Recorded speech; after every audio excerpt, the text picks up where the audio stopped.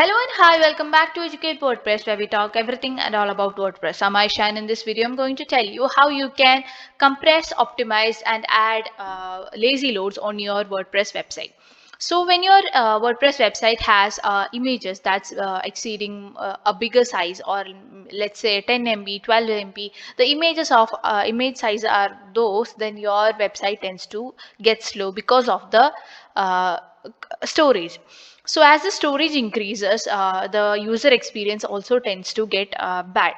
So in order to deal with this situation, we are using a compressing plugin for so that your images get compressed and your website loads faster.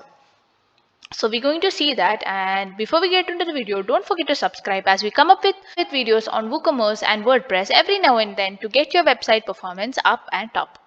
So here I have my blog, and these are the images, these are thumbnails, and there are much more images inside. So sometimes when the net is slow, your website tends to go slow, or it takes time to load. So for that we have a solution, and we're going to go to the dashboard.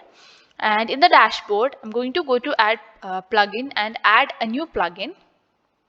So here I'm adding the plugin which is called Smush. So this is the Smush lazy load image and optimize and compress image plugin.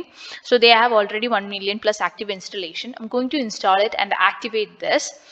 As the image size increases, we can actually compress and optimize according to our website, and the loading speed gets you can increase your loading speed.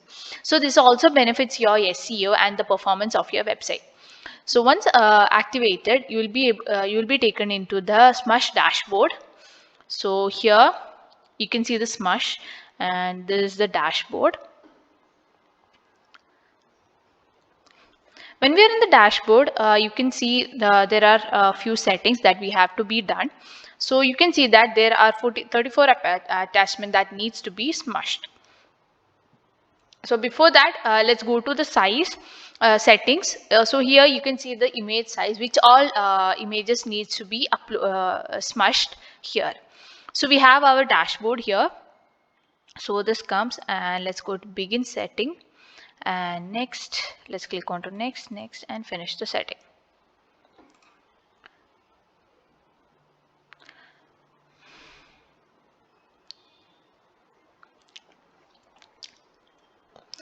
So once we are in the dashboard, you can see that there is this setting. So here image size are there.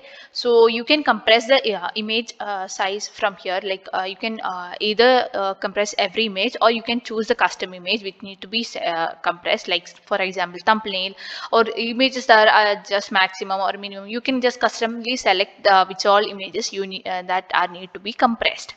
Then there is automatic compression. While doing the automatic compression, the images will be compressed automatically, and also or whatever image you add from now on, that they will be automatically compressed, so you don't have to do the bulk compression. Then there is metadata, strip the image metadata also available here, and also image resizing is here. So you can set the ratio. If you select this an image that is of large width, you can like compress it down to whichever you wish to have. So upon this you can set the maximum width. So no image will exceed this list settings if you are doing this setting. So once you can update the setting here. So upon doing that, your images will be compressed from now on. And also you can see that there are 34 images of mine that needs to be smushed. So you can choose this bulk smushing option. It will take some time. You can just click onto the bulk smush, and you can whatever images that are existing in your website before you install this plugin will be smushed. So here you can also do the directory smush, so that in your WordPress directory, if there is an particular position in your directory that stores images, you can just choose the directory and smush all the images or compress those images. Then there is integration. There is especially Gutenberg integration. So there is other integrations as well. You need to have the pro version. Then there is the main setting, which is the lazy load. So this is already like activated. So here what happens is when a image is loading, like when it takes loading time, you can see the buffering symbol. So you can enable that one here.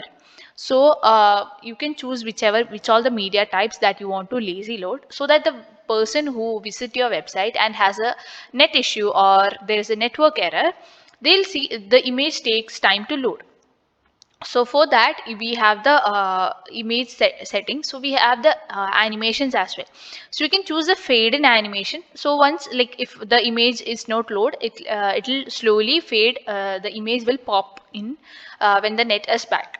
As I can't see show you that right now because all these images are already loaded. And other options are the spinners, like you can choose the which all the spinners that you need. So while the image load, this spinner will be running in the website. So you can click on I'm clicking on that. And also there is placeholders, like the blank image, so you can choose that one as well. So I'm going to go with the spinner. And also you can include and exclude the post type, like which all the pages that doesn't need this lazy load, like a blog or pages are the most important one. Then for other images, for other layouts, it shouldn't have, like for example a layout image should be loaded, like when there is a buffer symbol, that will not look good. So you can also do that. And also you can want to, if you want to disable particular pages, you can just paste the URL, page post URL here, so that that page will not be considered for the setting up. Then there is native loading option. These are not very important, and you can just update the setting, and your lazy load will be enabled, so that when a image, when the person's data is not loading, I'll just try. I'm not sure if it will come or not. No, but the images are already load. So the time it takes to load image, you can see a buffering from that bit. Yeah, you can see the buffering symbol here. We have an image here. Since my net is slow right now, the image it is showing the loading. So that's how you can add a lazy load onto your website. And hope this video helped you. And if you have more questions or queries about your WordPress website, or need help with anything on WordPress, do comment down on our comment section and we'll be happy to help. So we'll see you in another video. Bye.